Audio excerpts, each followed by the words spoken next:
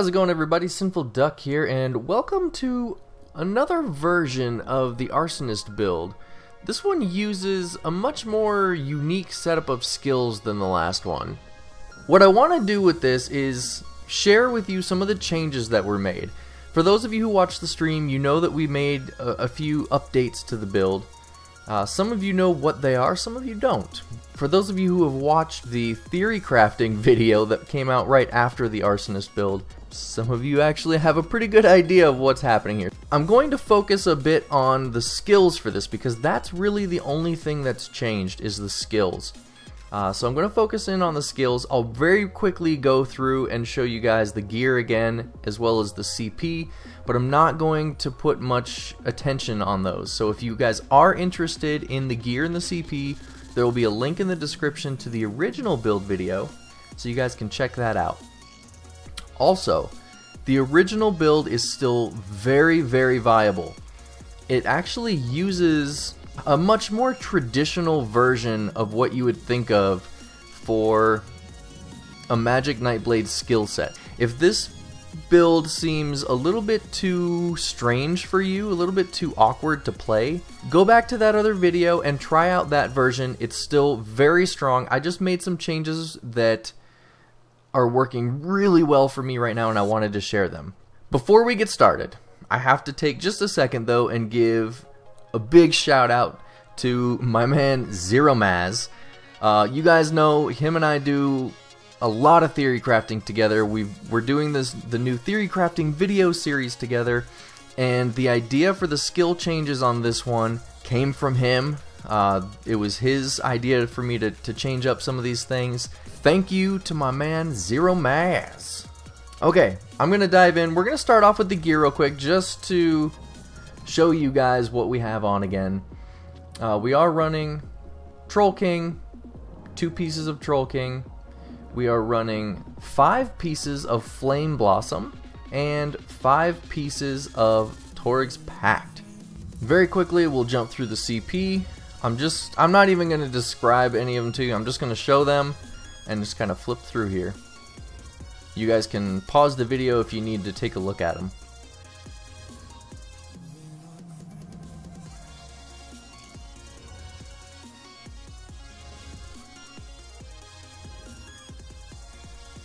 Alright, now on to the good stuff.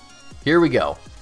Our first skill bar. This is where pretty much all the changes have taken place. So this is our dual wield bar, and first skill up, Swallow Soul. On the other version it was Funnel Health, but you can use either morph. It just depends on what you want and what you need. Funnel Health is great in my situation where I'm running in a duo a lot. Swallow Soul, great for if you're playing solo, but when I run my duo with Zeromaz, he is so tanky. He survives so well that he just doesn't really need my funnel health anymore. So I swapped it over to Swallow Soul. Second, we have Concealed Weapon. So now we have a melee ability on the bar so that if we are fighting somebody who's reflecting, like a DK or a Warden, we have something that's actually going to go ahead and still hit them through those reflects. We have, I'm going to skip over a couple of these here real quick, but we have Impale, so we are using the Execute on this setup. I don't normally run an Execute, but for some reason with the combination of skills and the playstyle on this build, I'm really liking the Execute on this. It's working very well, and it's scored me several kills already in just a few days, so I really like the Execute there. If you really don't want to run the Execute, you could put something here like Mage Light. You could put Inner Light here to give you the crit and buff up damage on everything else. Our ultimate, of course, is Soul Harvest. And now let me go back to these ones that we skipped here. So first one I want to show you is kind of the main thing that we changed for this setup, and that is our CC. We've actually gotten rid of Fear. Fear is gone. It's no longer on this build, and we've replaced it with Prolonged Suffering. Some of you guys might be looking at this and thinking, how the heck do you use Prolonged Suffering to fight in PvP? It's so unreliable. And some of you might be thinking, what the heck is Prolonged Suffering? Never heard of it. A lot of people probably don't even know what this skill is if you're newer to the game. So let me show you where it comes from here. It's actually from the Nightblade siphoning tree. It's the second skill down. The unmorphed version is called Agony. So what does it do? It locks people down in this little ball of chainy thorn looking things, and it's just a disorient. It's not a hard CC right away. So it will break on any damage. Any damage. So dot ticks will break it. Light attacks, enchant procs, skills, any damage breaks this. So you do have to be careful with it. So in order to make good use out of this, we had to remove all dots from this build. There's no cripple, there's no entropy, and more importantly for our gap closer, there's no Lotus Fan. Lotus Fan is gone. We stuck with the unmorphed version. So what does this do for us? Number one, Lotus Fan has an AoE dot, and with our CC we don't want that. Lotus Fan also has a snare, so we do lose the snare, but instead of the snare we're picking up a 2-second stun.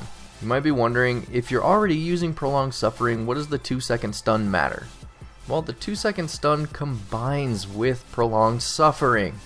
A lot of people are unaware of this, but if you hit somebody with a disorienting ability such as Prolonged Suffering, they're not actually CC immune during that. They can CC break it and become immune, but most people see this hit them, and people who know what it is, they know that as soon as you touch them it's going to break, so they don't bother and they just sit there.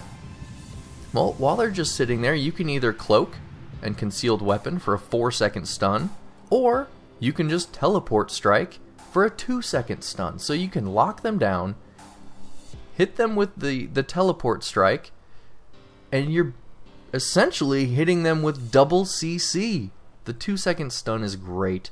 It's long enough that people will try and CC break it. And if they don't, then you have those 2 seconds to just wail on them. And trust me, with this build, you can lay down a ton of damage. And I'll show you guys some clips of it at the end of the video. Oh my goodness, it is strong. And there's another change that we made that makes this even stronger than the other build video. And you can apply this to the other build video as well, but I will show you that in just a moment. First I want to show you the back bar. So we're still using our Destro. We still have Dark Cloak, Dampen Magic, Double Take, Ellie Drain, and Soul Tether, but you'll notice we put Merciless Resolve back here instead of having Fear. So we already had Merciless Resolve in the other version of this. We just swapped it to the back bar now so that we could have our ranged CC on the front. That's the skills. If you guys have questions about this, because I know this is a very tricky kind of skill setup. It's very unique, and it's something that I can be perfectly honest with you guys, it's something that I have never seen used in PvP. So it might take some getting used to, but trust me guys, it works.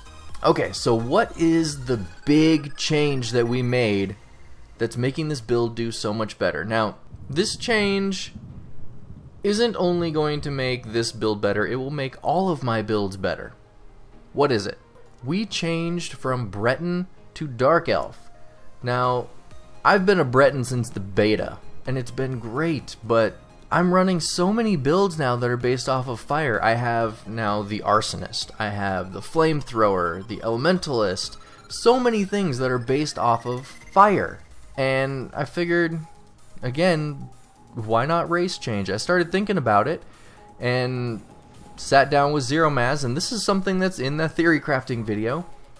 Sat down with Zeromaz and went through High Elf, Dark Elf, and the pros and cons of each one, and we ended up deciding on Dark Elf. So we are getting 7% increased flame damage, 2% to frost and shock. So with the Arsonist here, obviously it's mainly based around flame damage, so you're getting a big buff to that. And what do we get here? Let me throw on this buff here. We have our set, right? Our 5-piece set here, Flame Blossom, and the 5-piece is over 12k. It has over 12,000 damage on that 5-piece. That is amazing. The other big piece of flame damage that we have in this build is our enchant. Some of you might be thinking, it's just an enchant. But look at that damage. Toryg's infused with being a dark elf. 6,700 flame damage. 6,700! That is so high. That is so high. There are people who have skills that hit for that amount. They have to spend Magicka to hit that hard. We don't, because we're running infused Torygs, and it's all free damage. For this build, I would definitely recommend this skill setup over the old one. If you're looking for something outside of the normal Magic Nightblade skill setup.